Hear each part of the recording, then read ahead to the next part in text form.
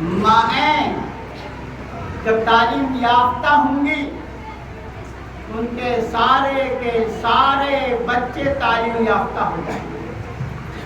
بچے اور بچیاں سب تعلیم یافتہ. تو ماں کی تعلیم اور تربیت کا بچوں پہ، گھر کے ماحول پہ کتنا اثر پڑتا ہے، کسی ماحول کا وہ اثر نہیں پڑتا.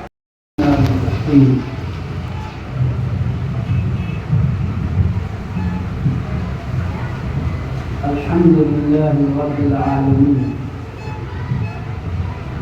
والصلاة والسلام على أشرف المرسلين وعلى آله وأصحابه أجمعين. أما بعد،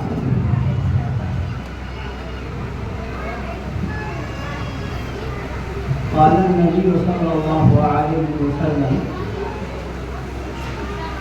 طلب العلم فريضة على كل مسلم ومسلمة، أو كما قال عليه الصلاة والسلام.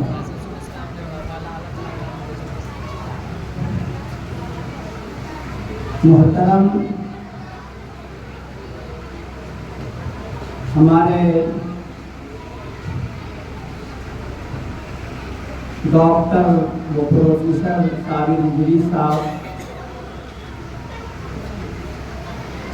معزز سامعین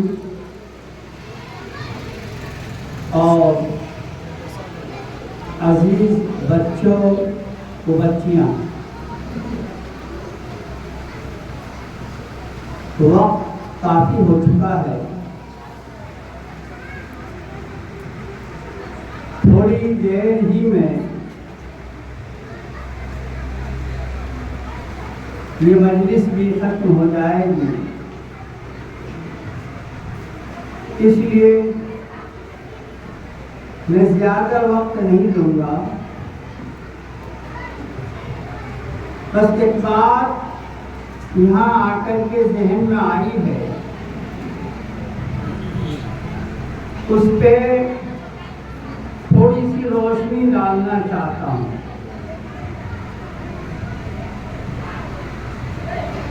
ذہن میں یہ بات آئی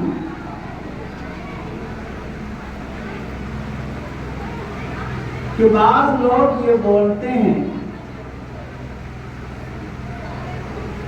کہ بچیوں کو زیادہ نہیں پڑھایا جائے.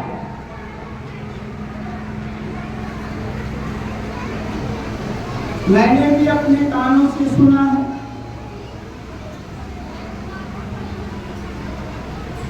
اس طرح کے تبصرے تذکرے ہوتے رہتے ہیں. یاد رکھیے، یہ تذکرے اور یہ تبصرے کہ بچیوں کو زیادہ نہیں پڑھایا جائے، یہ غلط ہے، سراسر غلط ہے. مذہب اسلام نے جتنی تاکید کی ہے بچوں کی تعلیم کے سلسلے میں اور اہمیت کو پیش کیا ہے، اتنی ہی تاکید، اتنی ہی اہمیت بچیوں کے سلسلے میں بھی مذہب اسلام نے پیش کیا ہے. ہمارا مذہب یہ کہتا ہے، مرد ہو کہ عورت ہو، بچے ہوں کہ بچیاں ہوں، سب کو تعلیم حاصل کرنی چاہیے. تاریخ گواہ ہے کہ جس قوم نے بھی ترقی کی ہے یہ طے ہے کہ تعلیم کی وجہ سے اس قوم نے ترقی کی ہے، لیکن یہ کہا جائے کہ صرف مردوں اور لڑکوں کی تعلیم کی وجہ سے ترقی ہوئی ہے، یہ تاریخ کے خلاف ہے۔ جس قوم نے بھی ترقی حاصل کی، مرد اور عورت، بچے اور بچیاں، دونوں کی تعلیم اور تربیت کی وجہ سے قوم نے ترقی کی ہے۔ اسی لیے یہ سوچ کہ بچیوں کو زیادہ نہیں پڑھایا جائے غلط ہے۔ اور ایک سوچ کیا ہے؟ ایک سوچ یہ ہے کہ بچیوں کو بس تھوڑا بہت پڑھا کر کے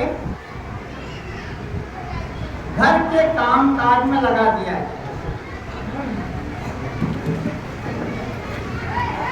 لڑکیاں تو کچن، مطبخ، کھانا پکانا، گھر کی صفائی، جھاڑو لگانا، بس اسی کام کے لیے ہے۔ گویا کہ ہم نے اپنی بچیوں کو، بیٹیوں کو کچن سے لے کر کے دسترخوان پر ختم کر دیا۔ یہ غلط سوچ ہے، نہایت ہی غلط سوچ ہے۔ بے شک بچیاں، لڑکیاں، بیٹیاں گھر کی زینت ہوتی ہیں، گھر کی عزت ہوتی ہیں، گھر کو جنت بناتی ہیں، لیکن انہیں گھر تک ہی محدود کر دیا جائے، یہ محدود سوچ ہے۔ یہ سوچ میں تنگی ہے۔ اسلام مذہب ہمارا یہ کہتا ہے اور عورتوں سے مخاطب ہوتا ہے، اے خواتین اسلام، اے مسلم بچیاں، تم اپنی صلاحیتوں کو بروئے کار لاؤ اور مردوں کے شانہ بشانہ کھڑے ہو کر کے اسلام کی خدمت کرو، اسلام کا نام روشن کرو، اس کے پیغام کو عام کرو۔ یہ ہمارا مذہب بچیوں سے، عورتوں سے کہتا ہے۔ اسی لیے ذرا غور سے سنیے گا، اور میری جو بچیاں، بیٹیاں بیٹھی ہوئی ہیں، یہ زیادہ غور سے سنیں۔ کہا جاتا ہے کہ مرد اگر پڑھتا ہے تو اس کی تعلیم بس اسی تک محدود رہتی ہے۔ مرد پڑھتا ہے تو ایک فرد پڑھتا ہے، لیکن جب بیٹیاں پڑھتی ہیں، عورتیں پڑھتی ہیں، تو خاندان پڑھتا ہے۔ کیوں؟ گھر کی مائیں جب تعلیم یافتہ ہوں گی، ان کے سارے بچے تعلیم یافتہ ہو جائیں گے۔ بچے اور بچیاں سب تعلیم یافتہ ہیں۔ تو ماں کی تعلیم اور تربیت شریعت کا بچوں پہ، گھر کے ماحول پہ کتنا اثر پڑتا ہے، کسی ماحول کا وہ اثر نہیں پڑتا۔ اسکول ہو، کالج ہو، مدرسہ ہو، اکیڈمی ہو، ان تمام ماحول سے سب سے زیادہ بچوں کے ذہنوں پہ جو اثر پڑتا ہے وہ گھر کے ماحول کا اثر پڑتا ہے، اور گھر کے ماحول میں سب سے زیادہ محرک اور اہم فرد گھر کی مائیں ہوتی ہیں۔ اسی لیے فرانس کے بادشاہ نے کہا تھا، اپنی قوم کو للکار کر کے کہا تھا، اے لوگو، تم تعلیم یافتہ مائیں ہمیں دو، ہم تم کو ایک اچھی قوم دیں گے۔ معلوم کیا ہوا؟ جب مائیں، عورتیں تعلیم یافتہ ہوں گی تو قوم پوری کی پوری تعلیم یافتہ ہوگی۔ یہی وجہ ہے کہ نبی کریم صلی اللہ علیہ وسلم نے جہاں صحابہ کرام کی تعلیم و تربیت کی فکر کی، وہیں ہفتے میں ایک دن صحابیات کے لیے، یعنی عورتوں کے لیے آپ نے مقرر کر رکھا۔ اس دن میں صحابیات آتی تھی، عورتیں آتی تھی، اور ان کی تعلیم و تربیت ہوتی۔ یہی وجہ ہے جو ہمارے بڑے ہیں وہ غور سے سنیں، اور بچے بھی سمجھیں۔ ہمارے حضرت عائشہ صدیقہ رضی اللہ تعالی عنہا جو ام المومنین ہیں، ان کے بارے میں نبی کریم صلی اللہ علیہ وسلم نے فرمایا، اے لوگو، شریعت کا آدھا علم عائشہ سے سیکھو اور باقی آدھا علم میرے ساتھیوں سے سیکھو۔ اندازہ کی کہ شریعت کا آدھا علم تنہا ایک عورت اما عائشہ صدیقہ رضی اللہ تعالی عنہا سے سیکھنے کو کہا جاتا ہے۔ کیا معلوم ہوا کہ عورتوں کو شریعت کے سیکھنے اور سکھانے میں مردوں کے برابر کا حق حاصل ہے، برابر کا حق حاصل ہے۔ اس لیے یہ سوچ کہ بچیوں کو زیادہ تعلیم نہیں دینا چاہیے، یہ غلط ہے۔ ہاں، یہ ہم ضرور کہیں گے کہ بچیوں کو اعلیٰ سے اعلیٰ تعلیم دیجیے، خوب دیجیے، لیکن خدارا اسلام کے دائرے میں، پردے کے دائرے میں۔ اسلام نے عورتوں کو آزادی دی ہے تعلیم حاصل کرنے کے لیے، لیکن آزادی کا ہرگز یہ مطلب نہیں ہے کہ ہماری بچیاں پردے سے باہر نکل جائیں۔ اسلام کے دائرے میں رہتے ہوئے تعلیم حاصل کرنے کو اسلام نے خوب سے خوب تر کہا ہے۔ اچھا، کیا ضروری ہے؟ کیا ضروری ہے کہ اعلیٰ تعلیم بچیوں کو دیں؟ اس لیے وہ ڈاکٹر بن جائے، اس لیے وہ انجینئر بن جائے، اس لیے وہ پائلٹ بن جائے؟ نہیں، ہماری یہ سوچ کیوں نہیں رہتی؟ ہم بچیوں کو اعلیٰ تعلیم اس لیے دیں گے تاکہ گھر میں رہ کر کے ہماری یہ بچیاں گھر کے بچوں کو اعلیٰ تربیت دیں۔ یہ سوچ کیوں نہیں رہتی؟ ہم اس سوچ کے ساتھ بچیوں کو تعلیم دیں۔